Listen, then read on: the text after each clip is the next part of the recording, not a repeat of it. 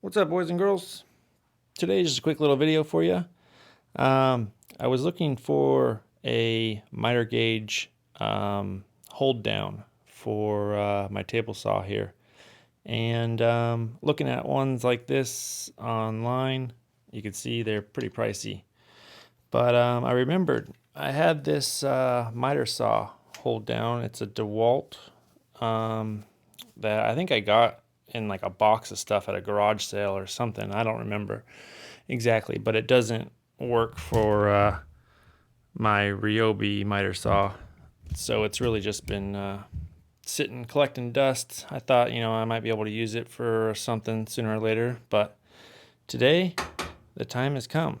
So after finding out the diameter of the hole and what size threads I need to tap into the end of this, it's 12 millimeter.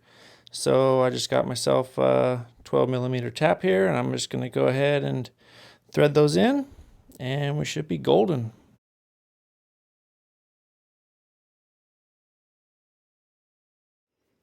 Okay, so just got a few little threads put in there, not too many, and let's go ahead and screw her in and see if she works.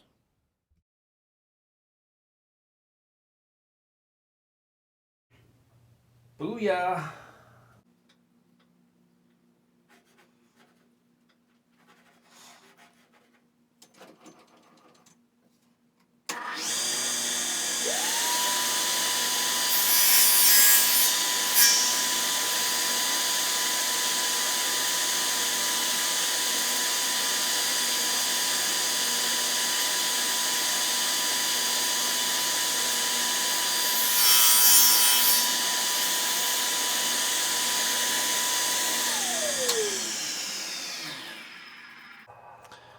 So there you have it, kids. Quick, simple little upgrade to your miter gauge.